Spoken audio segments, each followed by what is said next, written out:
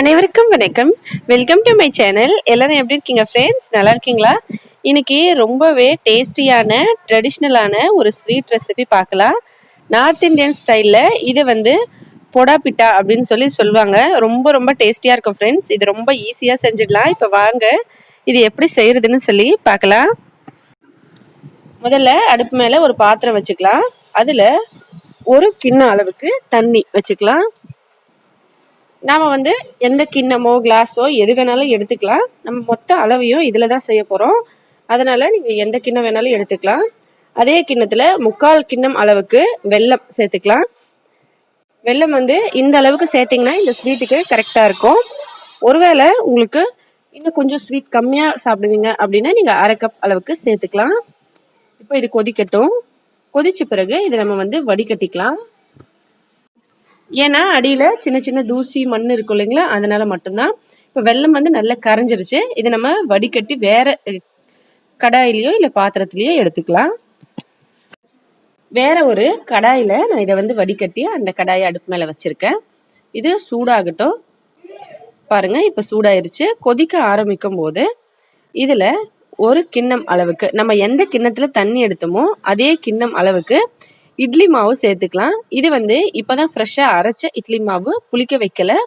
நான் அரிசி உளுந்து ரெண்டுத்தையும் 4 மணி நேரம் ஊற வச்சு அரைச்சி எடுத்திருக்கேன். அதை இதோட சேர்த்து கலந்துக்கலாம்.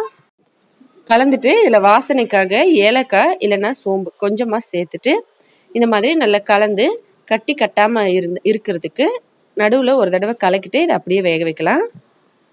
இந்த மாதிரி நல்லா கெட்டியாகி வந்த உடனே இதுல தேங்காய் துருவல் ஒரு 1/2 கப் சேர்த்து நல்லா கலந்துக்கலாம். எல்லாத்தையும் ஒன்றா சேர்த்து நல்லா கலந்தாச்சு. இது பார்க்கறதுக்கு இப்படிதான் ஃப்ரெண்ட்ஸ் இருக்கும்.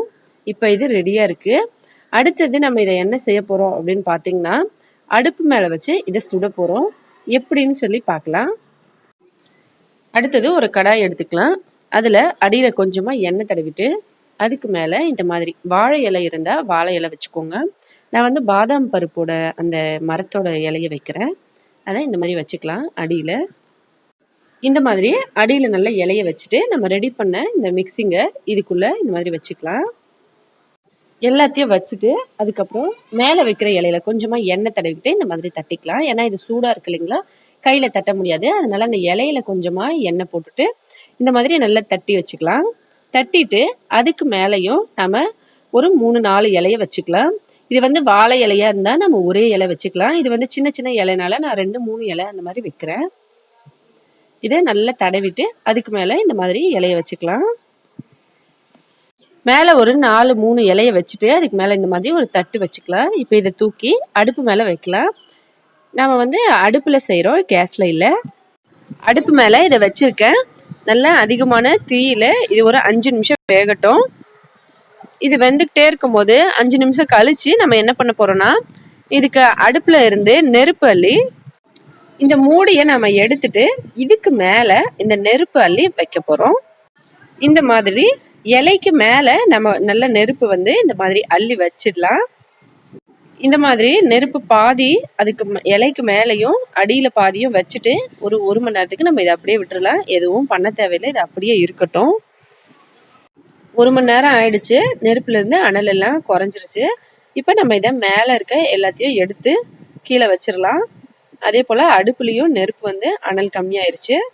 மேல இருந்து இலை எல்லாத்தையும் நம்ம நெருப்போட எடுத்த பிறகு அடியில பாருங்க இந்த மாதிரி இருக்கும். இப்ப இதை ஒரு தட்டுல மாத்திக்கலாம். அவ்வளவுதான் ஃப்ரெண்ட்ஸ். இப்ப இந்த மேல இருக்க இலைகளெல்லாம் எடுத்துடலாம். இது வந்து பார்த்தோம்னா 2 சைட்லயும் மேலையும் கீழையும் தீஞ்ச மாதிரி இருக்கணும். நடுவுல வந்து நல்லா வெந்திருக்கணும். அப்பதான் இது சரியா இருக்குன்னு தெரியும் நமக்கு. பாருங்க, இந்த மாதிரி ரொம்பவே டேஸ்டியானது, அதோட ஹெல்த்தியும் கூட. கண்டிப்பா ட்ரை பண்ணி பார்த்துட்டு எப்படி இருந்ததுன்னு சொல்லி மறக்காம சொல்லுங்க ஃப்ரெண்ட்ஸ். வீடியோ பிடிச்சிருந்தா லைக் பண்ணுங்க, ஷேர் பண்ணுங்க. மறக்காம நம்ம சேனலை சப்ஸ்கிரைப் பண்ணிக்கோங்க. மேலும் இதே போல இன்னும் பல புதுவிதமான வீடியோஸ் எல்லாம் பார்க்கறதுக்காக சின்ன சின்னதாக கட் பண்ணிட்டு இதை அப்படியே சாப்பிடலாம். ட்ரை பண்ணி பார்த்துட்டு சொல்லுங்க. ரொம்பவே ஹெல்த்தியான டேஸ்டியான ஸ்வீட் ரெசிபி ரெடி ஆயிடுச்சு. ட்ரை பண்ணி பார்த்துட்டு மறக்காம சொல்லுங்க ஃப்ரெண்ட்ஸ். ஹெல்த்தியான சமையலா வீட்லயே சமைச்சு சாப்பிட்டு ஹெல்த்தியாகவும் சந்தோஷமாகவும் இருங்க. ஹோட்டல் ஃபுட்ஸை அவாய்ட் பண்ணுங்க. நன்றி, வணக்கம்.